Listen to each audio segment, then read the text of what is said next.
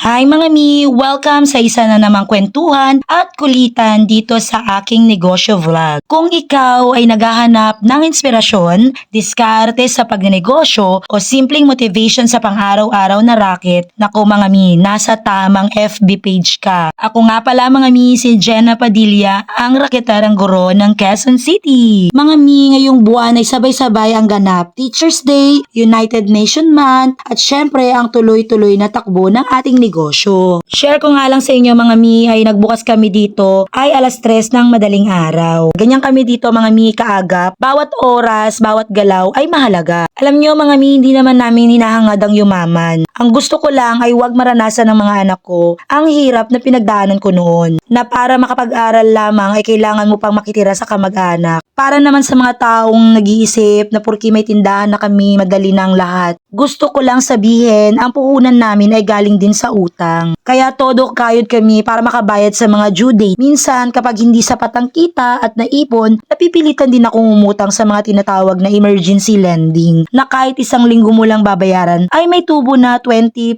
agad. Masakit, nakakapagod, pero ganun talaga pag may mga pangarap ka. Kaya minsan, kaysa magpaka-stress ka sa mga problema at sa mga taong hindi naman nakakatulong, sinusubsob ko na lang ang mga sarili ko sa pag-ayos at pag-improve ng paninda. At isa pa nga mga mi, hindi lahat ng humihingi ay kaya kong bigyan. Minsan, kahit gusto mong tumulong, kailangan mong matutong tumanggi para sa peace of mind mo. Minsan kasi akala nila kapag may tindahan ka na, ganun na kalaki yung kinikita mo pero hindi nila alam, grabe na lang talaga yung mga ginagawa mong sakripisyo araw-araw para maitawid mo ang isang araw na paghihirap mo dyan sa tindahan. Dati nga mga mi, mas nakafocus kami sa wholesale na paninda. Pero nung napansin namin na mas maraming bumibili ng retail, mas malakas ang retail kaya kami ay nag-focus na sa retail. Pero may mga wholesale pa rin kaming mga paninda. Ngayon mga mi, ako ang nag-aasikaso sa retail na side ng tindahan namin. Habang ang asawa ko naman ay nagtututok sa mga bulaklak na paninda para sa Teachers Day. Baka tanungin nyo ko mga mi kung bakit wala akong kasama dito sa tindahan. Dati may kasama ako dahil wholesale at retail yung paninda ko. Pero ngayon, mas focus kami sa retail. Kaya yung asawa ko madalas kayang-kaya niya na ang pagtinda sa retail na yan. Pero tuwing 11 a.m. to 1 p.m. meron pumupunta dyan na kumari namin na yun lang yung time na pumupunta siya dahil yun yung labasan at pasukan ng mga bata. Alam nyo mga mi, kahit pagod, kahit sabay-sabay ang mga ganap, wala pa rin akong balak sumuko dahil sa bawat pagod at puyat, may pangarap na unti-unting natutupad. Salamat na nga ako mga mi at hindi na nag-uulan kaya ngayon ay tuloy-tuloy na ang pagbubukas ng ating tindahan. Kapag nga mga mi walang pasok ay nasisira ang flow ng pera sa tindahan dahil kapag ka nagkaroon ng mga suspended, natural walang bibili sa'yo, yung mga paninda mo ay hindi rin mabebenta. So ang mangyayari dyan mga mi ay maghahabol ka ng mga due date ng mga benta mo sa mga susunod na mga due date. Mga mi, hindi mo naman kailangan maging mayaman agad, 'di ba? Ang mahalaga, hindi ka sumusuko. Hindi lahat ng tao makakaintindi sa ginagawa mo, pero okay lang 'yun. Basta alam mo ang dahilan kung bakit ka lumalaban, sapat na 'yun para magpatuloy ka. Kaya kung ikaw ngayon ay napapagod, nadidelay o pakiramdam mo ay walang resulta ang effort mo, tandaan nyo to mga mi. Bawat pawis at puyat natin ngayon, binubuyan ng kinabukasan na ipinagdarasal mo. Huwag kang hihinto. Alam nyo mga mi, hindi madali ang magnegosyo. Gising ng madaling araw, puyat, pagod, tapos minsan kapos pa rin. Pero kahit ganoon, tuloy pa rin tayo kasi hindi pera lang ang habol natin, kundi kinabukasan para sa mga anak natin, para sa pamilya, para sa pangarap, di ba?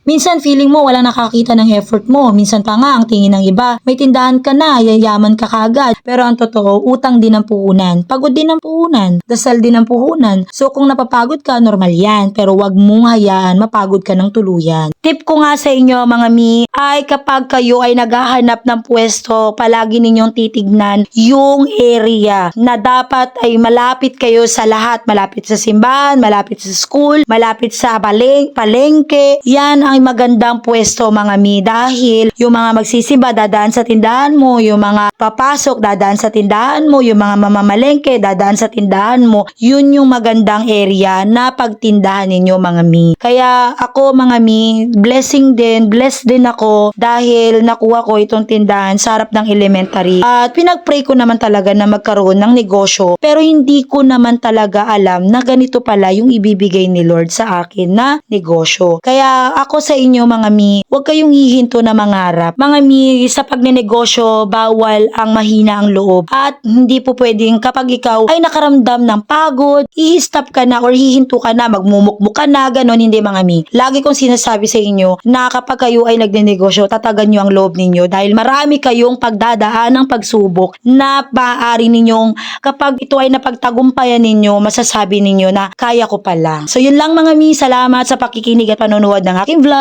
I hope to see you next time. See you. Bye!